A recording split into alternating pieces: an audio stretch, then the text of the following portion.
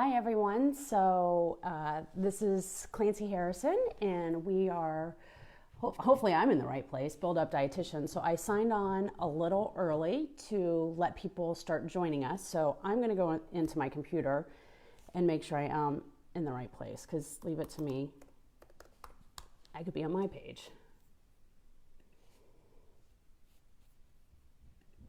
So let's see, I see one person came in, we have 3 people. If you want to leave comments, let me know where you're coming in from. I like to know where in the country, if maybe we have people from outside the United States, but I would love to see where you're coming from. And I'm going to also put up this on my computer so I can see maybe some comments coming in there too.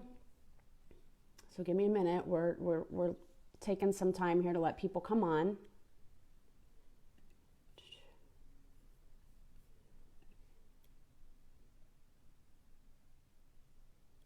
Okay, I am in the right place. All right, so I have this going with my computer. I don't know if I'm going to be looking at it that often, but again, hopefully you can hear me. Maybe we can have some thumbs up. If you can hear me, let me know where you are signing in from. I would love to get an idea, or maybe let me know what kind of, if you're a dietitian, where you practice, or even better, what do you want to hear me say? What's your interest in coming on this Facebook Live? So hopefully we'll get some comments.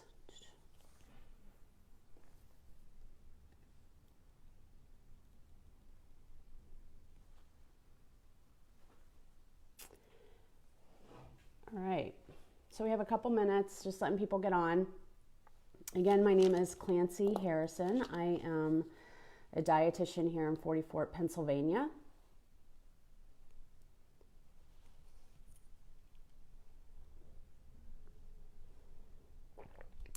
If people are leaving comments, I can't see them.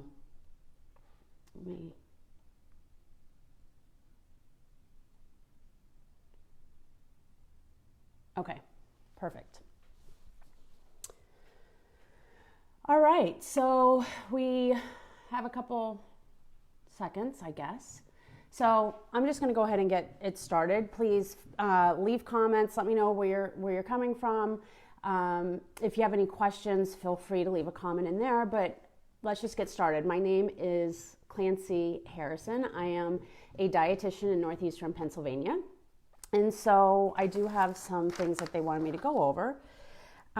Background, why I became a dietitian. I actually was a chemistry major at Penn State, and I could not handle P-Chem. So nutrition was the only science that I was able to graduate Penn State within 4 years.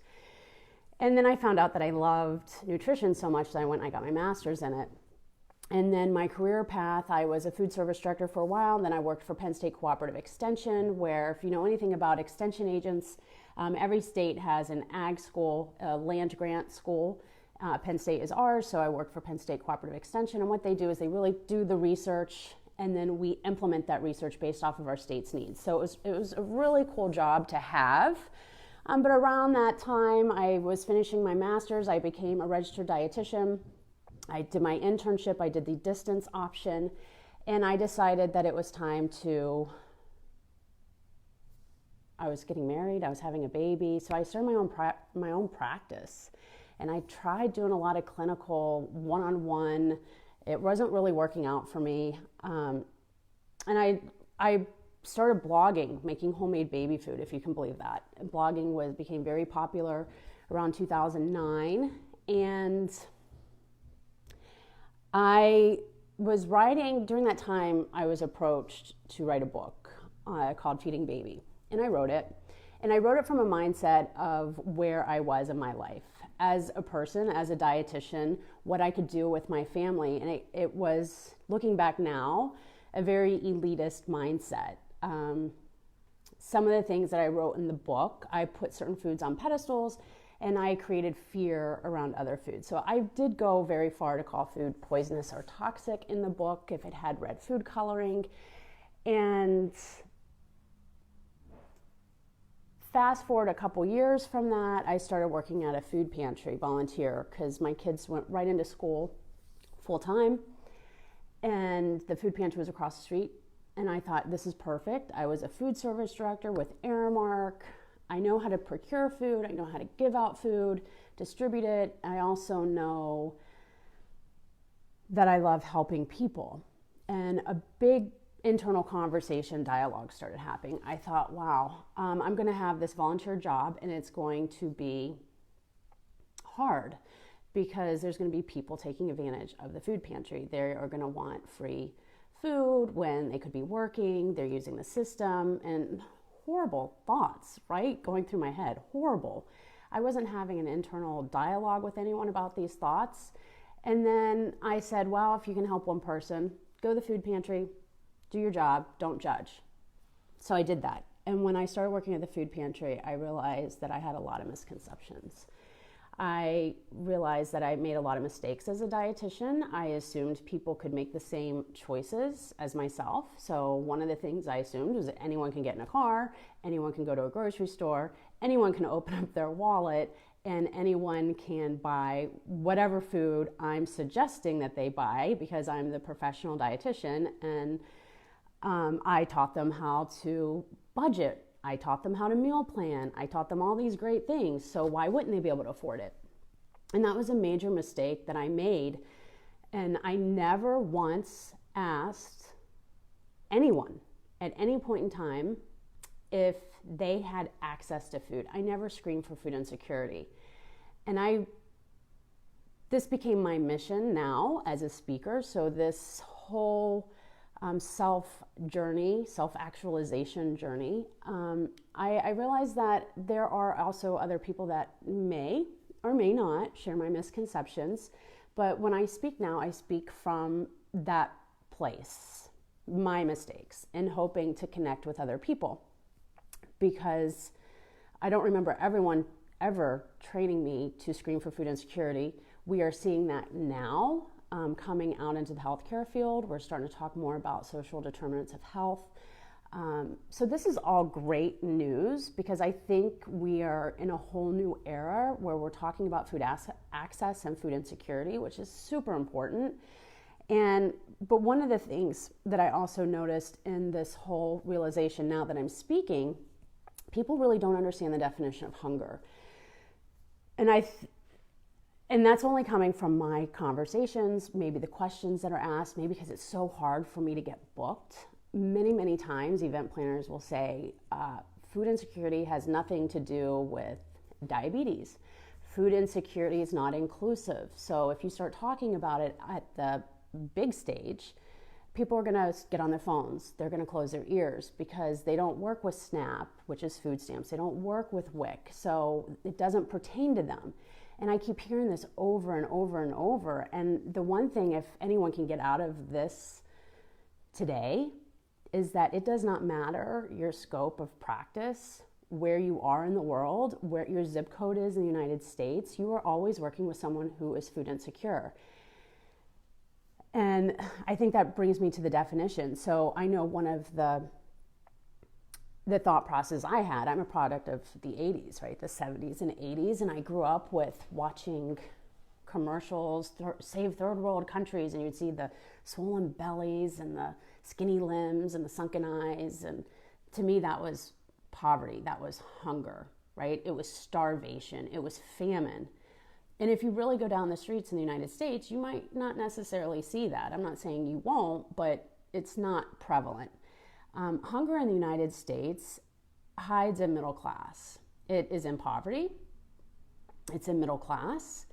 It is people living down the street from you, playing soccer with your kids, checking your groceries out, helping, probably work, if you're a dietitian, you're working in the hospital, probably that aide standing next to you or the person that is making your beds in the hotel. So when we think about food insecurity could actually be having enough food where you don't have hunger pains, but you're eating ramen noodles day in and day out. You're eating pasta because you can go to the grocery store and you can say, okay, I have $10. I can buy 10 boxes of pasta for $10 and that's going to feed my family. I know I have a meal for 10 days with that one box of pasta. So they might not be getting the calcium that they need for bone development. They might not be getting the iron that they need and all these other nutrients that we're also aware of. So that's really food insecurity. That's one level that I think is often not really addressed. And I think it's also important to know, if you get on the Feeding America Network, their website, you can look at the map of the United States. You can click on your state and a little box will pop up, and the box will give you a threshold. So in my state of Pennsylvania, 40% of the people who are food insecure don't even qualify for food assistance programs because they make too much money. And I really think we need to start talking about those numbers. And so I'll get off my, soapbox of what food insecurity is. But I did request that people leave questions for me. And some of the questions were, how do I get involved with food insecurity? And my answer is, you already are involved. You just don't realize it. And I know that they're probably looking for the answer on how do I go down to a food pantry or how do I volunteer. But the reality is wherever you are in your scope of practice or wherever you're working, you are working with people who are food insecure. So if you want to get involved, I think is start asking the right questions and listening and creating partnerships within where you work to figure out are you screening for food insecurity, first of all? And then how can you start doing that? So again, if you're a dietitian, it doesn't matter. You're already involved. It's just, what are you going to do with it when you know that you're involved? So with the food pantry, to give you an idea of what I do, so that's volunteer. I get paid to speak. But during the time at the food pantry, we are open. So I guess I never really knew what a food pantry was, truly, until I started working. So you have a food bank, food pantry, soup kitchen. Food bank houses the food, delivers the food. It's like a bank with money, except it's a bank with food. And the food pantry, we serve out a 4-day supply of groceries for people. We determine what the people get, what we order, how often we're open, how much food we're going to give out, all of that stuff. That's completely up to us. Our guests, we call them guests, they can come in, but they leave with groceries. We can't feed them. They don't sit and eat. We're a soup kitchen. People can't leave with food, but they sit down and eat. So our food pantry, we're actually open Tuesdays and Fridays. I just got back. So we serve from 9 to 11 here in Kingston. We used to pack up bags of food for them based off of their family size, and we decided to say, hey, you know what? There's no dignity in that. How would you like to go to the grocery store and have here's your food. It's already packed up. I don't care what you like. I don't care if you have allergies or medical concerns, what your likes or dislikes. If there's a culturally appropriate food, here's the bag of food. Be happy you have food. That's pretty much what we were doing. And so what ended up happening is now we have a choice. So people can come and take whatever they want. We just put out the cases of food. They can pack it up and take it. So we've actually decreased the amount of volunteer hours by 30 hours a week. We've tripled the amount of people that we're serving because anyone can come and take what they want.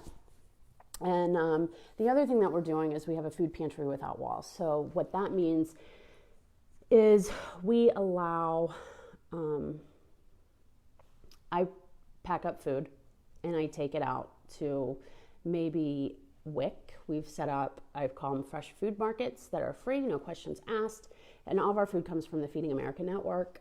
And so we set up these pop-up produce stands, I guess you can call them.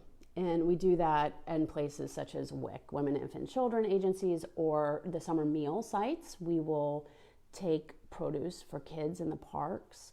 We are actually creating a partnership with a local pediatrician who has agreed to screen for food insecurity. It's through the Pennsylvania Academy of Pediatrics, the chapter. So they're doing 20 dyads. I'm on the advisory board, and I'm going to be a food pantry. Our food pantry is going to participate with a pediatrician. And so what's happening there is they're going to screen, they're going to refer, but we're also going to do an on-site food pantry or fresh food market for their patients, because I really feel we're going to get a lot of people if we take the food to them. At least that's what I've noticed over the last couple years. So it's pretty cool as a dietitian to go up to Feeding America and say, hey, let's pack my car up with 2,000 pounds of fresh produce and then take it and give it away to people who need it the most. There's nothing more gratifying and satisfying than doing that. And, we have people who are crying because they can follow their doctor's advice, because they have access to the fresh produce. I can't even tell you what that means. And last night we actually had a fundraiser for Volunteers in Medicine, which is awesome. It's a free medical clinic. And they started doing this pop-up produce stand. They were doing it with my students. And now they raised enough money. They're getting refrigeration. And they're going to start seeing their patients, but also the patients will be leaving with a bag of fresh produce. How awesome is that? And I was speaking to the medical director last night, and she was practically in tears. She said she's never seen what an impact this has had. Just something as simple as a bag of food. So they tell their patients, you have diabetes, you have heart disease, you need to change your diet, you need to eat this. And then they're handing it to them to take home. And that's pretty kick butt, if you ask me.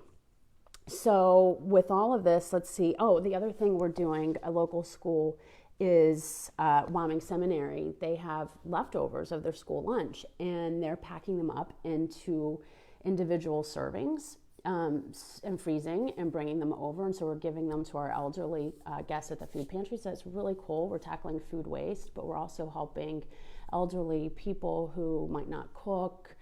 They're getting these nice meals. And then another big partnership I have is with my local dairy farm. They do a grief camp for foster kids in the summer. So we do this whole food pantry without walls where we take produce to foster kids. And that's a hard one because they're crying, they're happy. They say thank you because someone cares. And it's amazing what food can do for people, whether you're the one helping or you're the one receiving. And so I wouldn't be able to do this unless I had students. So I'm a preceptor. I probably have anywhere, depending on who's available, if they want to work with me.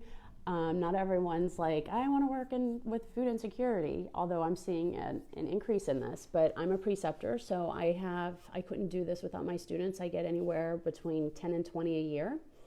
And I did have a student ask me a question, and her question was, what qualities did my top interns possess?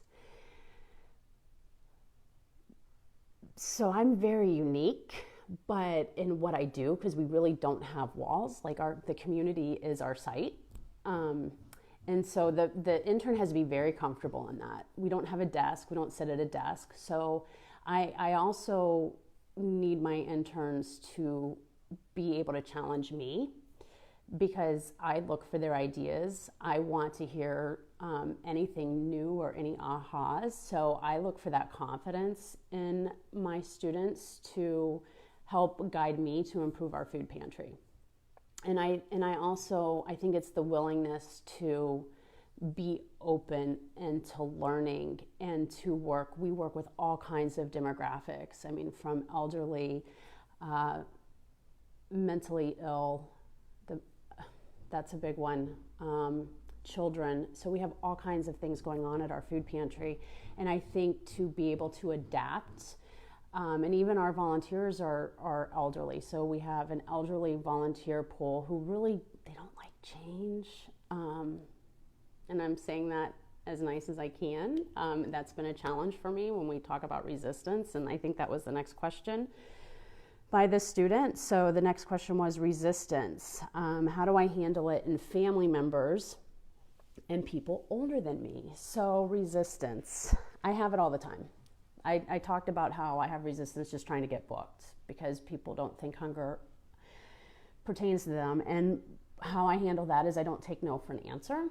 I will take a step back and maybe rephrase what I'm asking. I always try to first understand the why. What's the purpose behind the resistance? Where's that person coming from? What's their viewpoint? And I think in order to do that, my number one advice is that you can't take resistance personal. It has nothing to do with you. It has everything to do with that person. And so I think the more you can, it took me a long time. I'm 45. Probably the last 5 years, that's what I learned working at this food pantry, is that resistance has nothing to do with you. It's not personal, but the more you can learn from the other person, the better off you are, and to be able to approach them in a different way. So that's how I handle resistance. You're always going to have it. It will be on every corner, even if it's family members or people who just don't want change. And the one thing that I'm also learning, so the one thing I did not say is I'm going through training to be a CSR expert and coach. So CSR is continual improvement for social responsibility. So I'm going to be working with the UN SDGs and doing continual improvement with companies for the corporate guidebooks with United Nations. And it's pretty exciting. And one of the things that I learned is that the people that you really want to work with and create change with are the ones that are already doing the work. So many times I would always focus on, I have to change that person's opinion. I have to change their mind. I have to change their mindset. But really, if I put all my time and energy there, there's a lot of failure. There's a lot of resistance. If I put my energy in with the person who's already doing the work and they already get it, guess what? You're going to have so much more success. And then all those other people start saying, okay, what's going on over there? What are they doing? That's pretty cool. I want to do it too. And the resistance starts to change. So I think going through this coaching process with CSR, it's been pretty eye-opening and telling for me on that part. So I hope I answered your question on resistance. Let's see, what else do I have? With all of this and everything, I really didn't talk about food dignity. So I just had it trademarked, and what that means, I have some people saying, what the heck is food dignity? Really, that is just as plain as simple.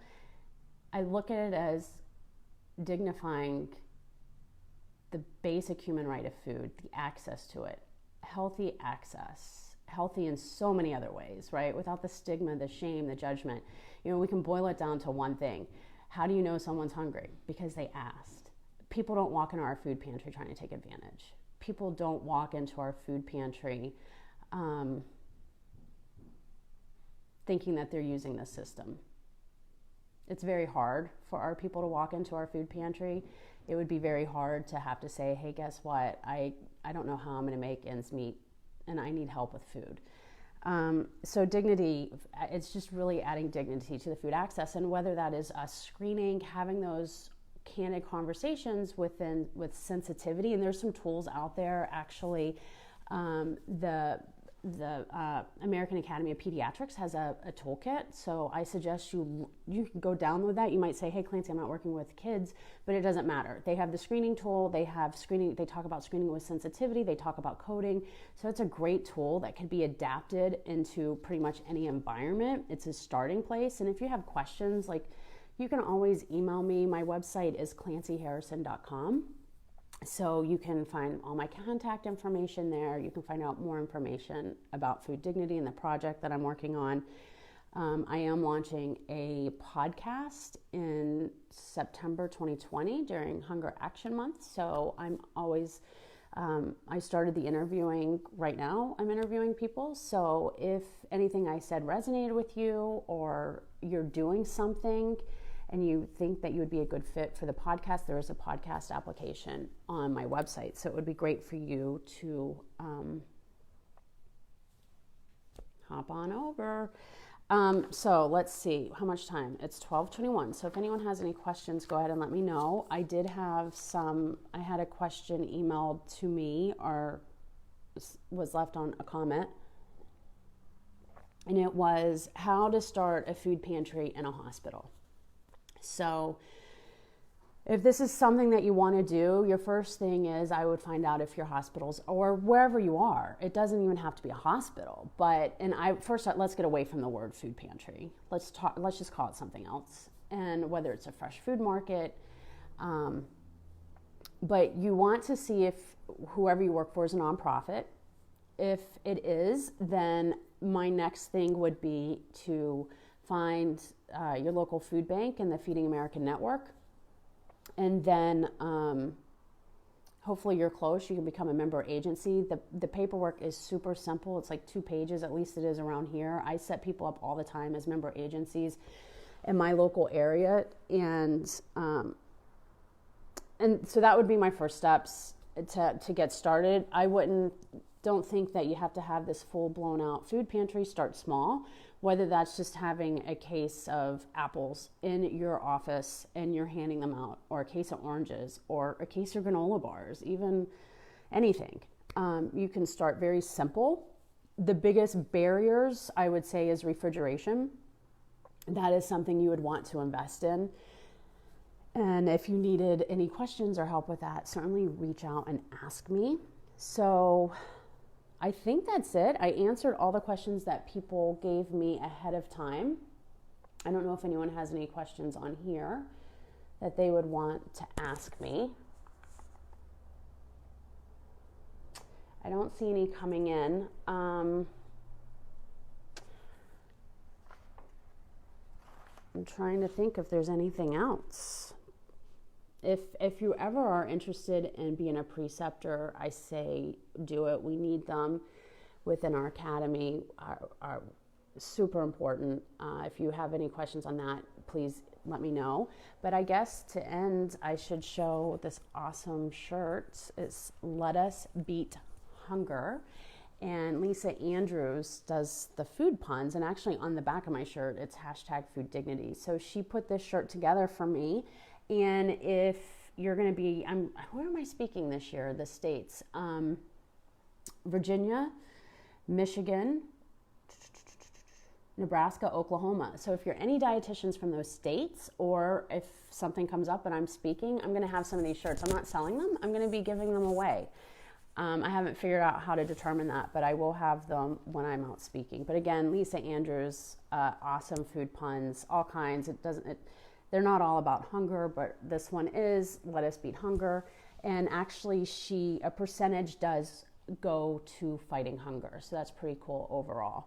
Come to Texas. I would love to come to Texas. I'm going to be there at Dairy Max. I don't know if you're familiar with Dairy Max, Amazing Dairy Symposium.